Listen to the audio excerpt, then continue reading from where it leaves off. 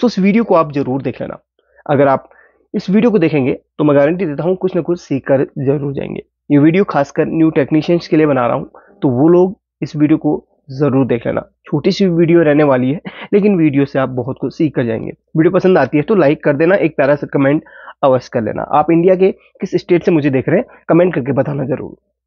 अक्सर new technicians का सवाल रहता है, या काफी लोगों के मन में ये सवाल रहता है कि किसी भी सप्लाई को, किसी भी सर्किट को, किसी भी एसएमपीएस को, या फिर किसी भी टीवी या फिर किसी भी सर्किट को हम एसी 220 वोल्ट देते हैं या 230 वोल्ट जो भी हमारे घर पे आ रही है वो हम इनपुट कराते हैं। लेकिन जब वो रेक्टिफायर पे जाता है और उसको रेक्टिफाई करके डीसी बनाया जाता है और हम जब मेन कैपेसिटर पे वोल्टेज चेक करते हैं तो वो हमें 60, 70 या 80 वोल्ट बढ़ के दिखाता है। सपोज कीजिए इस सप्लाई को मैंने 220 वोल्ट दिया, जब हम एसी चेक करेंगे तो 220 वोल्ट दिखाएगा। उसके बाद जब ये रेक्टिफाई हुआ और ये मेन कैपेसिटर पे गया तो मेन कैपेसिटर पे वोल्टेज हमें 300, 330, 340, 50 क्यों दिखाई देता है? आखिर इसका रीजन क्या है? तो चलिए इस चीज को मैं प्रैक्टिकली आपको समझाता हूं, तो आप बेहतर तरीके से समझ पाएंगे प्रैक्टिकली। देखिए यहां पर मैं इस सप्लाई को साइड में रखता हूं और यहां पर एक रेक्टिफायर बनाऊंगा। रेक्टिफायर बनाने के लिए हमें 4 डायोड की जरूरत पड़ेगी, और किसी किसी में आपको ब्रिज रेक्टिफायर एक छोटा वाला मिल जाएगा जिसमें 4 लेग होती हैं। तो भले उसकी बात करें इसकी बात करें तो किसी भी सर्किट में एक रेक्टिफायर जरूर होता है, क्योंकि रेक्टिफायर एसी को डीसी बनाने का काम करता है। रेक्टिफायर बनाने के लिए चलिए बनाना भी आपको बता देता हूं। 2 सिल्वर जो पट्टियां हैं इस तरीके से रखनी है और इस तरीके से इसको घुमा लेना है। ये ओपन रेक्टिफायर है, बाकी सर्किट में लगे हुए रेक्टिफायर वो तो आप देखते ही होंगे। इसको हम रखते थे इस तरीके से। अब हम 2 डायोड फिर पकड़ेंगे। पहले हमने सिल्वर पट्टी को मोड़ के एक किया था, अब हम इसकी ब्लैक पट्टी को आपस में ज्वाइन करेंगे इस तरीके से। देखिए आपस की ब्लैक पट्टी को हम इस तरीके से ज्वाइन करेंगे। पहले हमने सिल्वर पट्टी को ज्वाइन किया था, अब हमने ब्लैक पट्टी को ज्वाइन किया। दोनों में अलग अलग है, बिल्कुल अपोजिट। देखिए इसमें हमने दोनों ब्लैक पट्टी को आपस में ज्वाइन किया है, इसमें सिल्वर पट्टी को ज्वाइन किया है। बस इतना करने के बाद इसको इसके ऊपर रख दो ये, और घुमा दो इसको ऐसे, इसको ऐसे। बन गया रेक्टिफायर आपका मात्र 30 से 40 सेकंड के अंदर। अब ये जब इसमें हम एसी इनपुट करेंगे तो ये डीसी आउटपुट करेगा। अब इसकी क्षमता बता देता हूं मैं। काफी लोग कहते हैं कि ये रेक्टिफायर कितने वोल्ट में काम करता है, क्योंकि हो सकता है सवाल काफी लोगों को मन में आए। इसको रख देता हूं पहले साइड में। ये जो डायोड हमने इस्तेमाल करी है ये 1N4007 डायोड है। ये रेक्टिफायर डायोड हमारी लगभग 1 या 2 एम्पियर के सर्किट में लगाई जाती है। यानी कि जिस सर्किट का लोड 1 या 2 एम्पियर हो मात्र, जिसके आउटपुट में ज़्यादा लोड ना हो, नॉर्मली कोई कार्ड वगैरह चलाना हो, तो उसके लिए इन डायोड्स का इस्तेमाल किया जाता है। ये 1 या 2 एम्पियर के लोड को झेलने के लिए सक्षम है। अब यहाँ पर वोल्टेज की बात करते हैं। ये मैक्सिमम कितना वोल्ट तक सहन कर सकती है? ये डायोड या ये रेक्टिफायर 1 वोल्ट से लेके 1000 वोल्ट तक सहन कर सकता है। आपने देखा होगा 220 वाले जिसमें एसी इनपुट हम 220 वोल्ट करते हैं उसमें भी यही रेक्टिफायर इस्तेमाल होता है, और जो हमारा 12 वोल्ट का ट्रांसफॉर्मर होता है एम्पलीफायर्स के अंदर, उसके अंदर भी यही वाला इस्तेमाल होता है डायोड। तो ये डायोड 1 वोल्ट से लेके 1000 वोल्ट तक के लिए बना होता है। बाकी इसमें एम्पियर का जो लोड होता है मात्र 1 एम्पियर ये लोड को सहन कर सकता है। अब जैसे जैसे हम सर्किट के अलग अलग सर्किट्स में देखते हैं तो अलग अलग यहाँ पर डायोड होती हैं। सभी डायोड लगभग 1000 वोल्ट तक ही सहन करती है, लेकिन सभी के एम्पियर्स अलग होते हैं। जैसे कि आपने देखा होगा बड़े बड़े एम्पलीफायर में बड़ी डायोड होती है, थोड़ा मोटी साइज की होती है, 6 एम्पियर या 10 एम्पियर की। और भी बड़े बड़े डायोड्स होते हैं जो आपको इंडक्शन में देखने के लिए मिलेगा, उसमें ज़्यादा एम्पियर का होता है। अलग अलग लोड के हिसाब से लगते हैं, बाकी सभी 1000 वोल्ट के डायोड होते हैं। चलिए ये भी चीज़ तो क्लियर कर दी। अब यहाँ पर अब इधर पे मैं एसी कहाँ पे इनपुट करूँगा है। देखिए एसी इनपुट करने के लिए हमें यहाँ पर इसमें और इसमें करनी होगी। ये देखिए ये 2 सिल्वर पट्टी का मुंह एक तरफ है, यहाँ से हमारा प्लस निकलेगा और यहाँ से हमारा माइनस निकलेगा। इसके जस्ट इधर से माइनस निकलेगा, ये प्लस ये माइनस। और यहाँ पर हमारा एसी इनपुट करेगा लाइव या न्यूट्रल, या न्यूट्रल या लाइव, किसी में भी उल्टा सुल्टा आप लाइव न्यूट्रल दे दो, लेकिन एक्यूरेट प्लस माइनस यहीं से निकलेगा, यहाँ से प्लस यहाँ से माइनस। चलिए आपको दिखाता हूँ। पहले तो यहाँ पर मैं एसी इनपुट कराता हूँ। अभी हमने इसमें कोई भी कैपेसिटर नहीं जोड़ा है, अभी सिर्फ हमने इसमें 4 डायोड के ही रेक्टिफायर को बनाया है। अभी इसमें मैं एसी इनपुट कराऊंगा पहले, और हम मेजरमेंट करेंगे कि कितना वोल्ट हम एसी इनपुट करा रहे हैं और आउटपुट में कितना वोल्ट डीसी निकल रहा है। चलिए, इसको मैं किसी चीज से दबा देता हूं ताकि इधर उधर हिले डुले नहीं। चलिए, कुछ इस तरीके से मैं दबा देता हूं इससे। अब मैं इसको प्लग करता हूं यहां पर।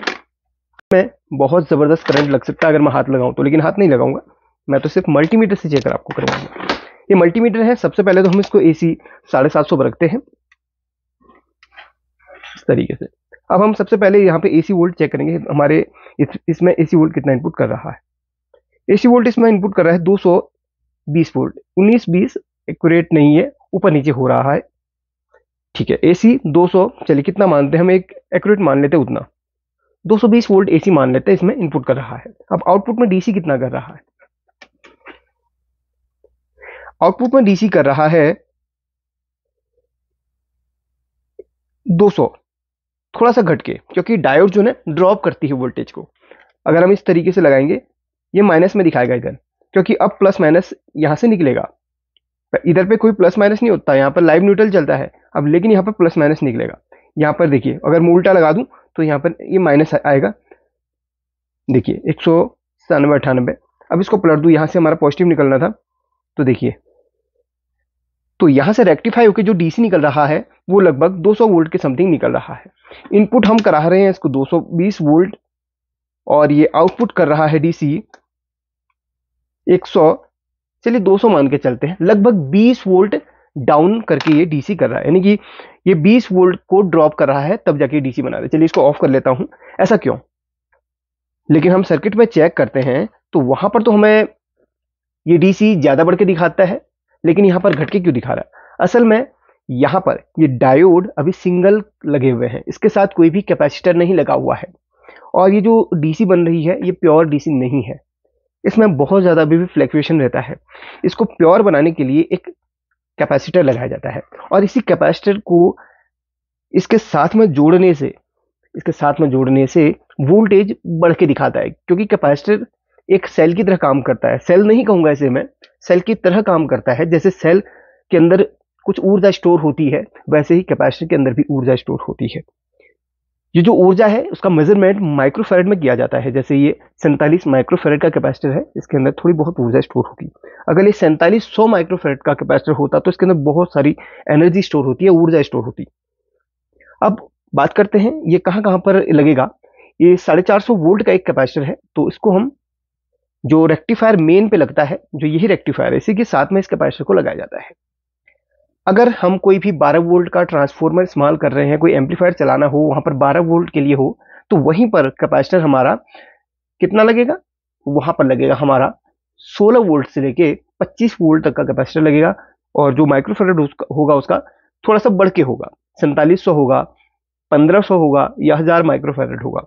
तो ये एसी का, यानी कि ये डायरेक्ट हमारे रेक्टिफायर पे लगता है, तो इसमें थोड़ा सा माइक्रोफैराड कम यूज होता है। वैसे कम माइक्रोफैराड के ही देखने को मिलते हैं, और वोल्टेज थोड़ा बढ़ के यहाँ पर देखने को मिलता है। अब देखना, जैसे ही मैं इस कैपेसिटर को यहाँ पर जोड़ूंगा, और वोल्टेज जो डीसी है वो बढ़ के दिखाएगा, क्योंकि इसके अंदर एनर्जी स्टोर हो जाती है। वही जो एनर्जी स्टोर होती है वही आउटपुट में शो करता है ये वोल्टेज। देखिए, मेन डायोड को लगा के वोल्टेज ड्रॉप कर रहा है, इसको लगा के वोल्टेज बूस्ट कर देगा। अभी देख लेना। अब इसको लगाने का भी तरीका देख लीजिए। जहां से पॉजिटिव निकल रही थी डायोड में, उस तरफ को आपके ये पॉजिटिव का सिरा लगेगा, और जो नेगेटिव का सिरा है इसके नेगेटिव पे लगेगा। गलत मत लगा लेना। ये कैपेसिटर 1 सेकंड भी नहीं लगाएगा ब्लास्ट होने में। गलत वायरिंग करने में कैपेसिटर 1 सेकंड में ही ब्लास्ट हो जाता है। ध्यान से आपने देखा ना, जब आप गलत कनेक्शन करते हैं तो कैपेसिटर 1 सेकंड में ही ब्लास्ट हो जाता है। तो ध्यान रखना, ये गलती आप मत करना। मैं फिर से कंफर्म कर लूं, क्या मैंने सही कनेक्शन किए हैं? बहुत खतरे वाली बात है ये। चलिए, ऑन कर दिया है। अब मैं इसमें चेक करूंगा। सबसे पहले मैं 750 वोल्ट एसी चेक करता हूं। 750 वोल्ट पे रख के चेक करता हूं कि हमारा इनपुट कितना वोल्ट कर रहा है। इनपुट वही 220 वोल्ट कर रहा है। अब देखना आउटपुट में आपको क्या लगता है कितना करेगा? चलिए कमेंट करके बताइए। अब आप देख लो, है ना जादू? अभी जहां पर हमने देखा 190 वोल्ट या 200 वोल्ट के समथिंग डीसी से प्लस माइनस निकल रहा था, जैसे ही हमने कैपेसिटर जोड़ा ये लगभग 100 वोल्ट का इसमें अंतर आ गया, लगभग 300 वोल्ट के समथिंग ये आउटपुट कर रहा है। क्यों? क्योंकि ये कैपेसिटर की ही वजह से ऐसा कर रहा है। मैंने इस प्लग को निकाल लिया है, अब मैं इसके दोनों पिन यहाँ पर शॉर्ट करूंगा तो जोर से पटाखा छोड़ेगा। देखिए प्लग निकाल के कर रहा हूं, वैसे नहीं कर रहा हूं। इसके लिए हम एक चिमटी लेंगे जो इंसुलेटेड हो। अब देख लेना इसके अंदर एनर्जी जो होती है वही दिखाता है, देखा ना बड़ा जबरदस्त। तो ये है भाई कैपेसिटर के जो कैपेसिटी है उसी के हिसाब से इसके अंदर एनर्जी स्टोर होती है, वही एनर्जी हमारे प्लस माइनस में बढ़ के ये आउटपुट दिखाता है। इसीलिए आपने देखा होगा ना, सर्किट कभी भी आउटपुट वोल्टेज अगर इसमें प्रॉब्लम हो रही होती है, आउटपुट वोल्टेज सही से आउटपुट नहीं कर रहा होता है, या कोई भी सर्किट में सही से वोल्टेज नहीं बन रही होती है, तो सबसे पहले कहा जाता है कि आप मेन कैपेसिटर को चेंज करके देखो। कभी भी मेन कैपेसिटर अगर वीक हो जाता है या मेन कैपेसिटर अगर कहीं से ब्लास्ट हो जाता है तो हमारे सर्किट की जो वोल्टेज है वो ड्रॉप होने लगती है, सही वोल्टेज नहीं बन पाती है, जिसकी वजह से हमारे जो टीवी है, डिश का डब्बा है, जो भी है वो सही तरीके से काम नहीं करता है। पावर की लाइट ब्लिंक करने लगती है, सही से तरीके से स्टैंड में से रिलीज नहीं हो पाता है। ये बहुत सारे रीजंस होते हैं। तो अब आप समझ गए होंगे कि कैपेसिटर का यहाँ पर क्या रोल होता है।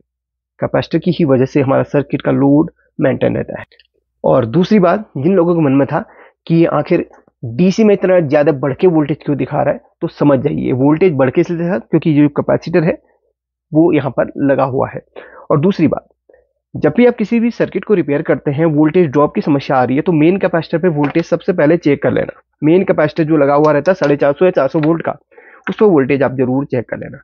अगर वहां पर 300 प्लस वोल्ट बन रही हो, या 300 नहीं भी बननी, काफी लोगों के घर में एसी वोल्टेज होती है ना, थोड़ा सा कम भी आती है, जैसे हमारे घर पे अभी 220 वोल्ट थी, किसी किसी के यहाँ 190 वोल्ट के समथिंग भी होती है, तो हो सकता है।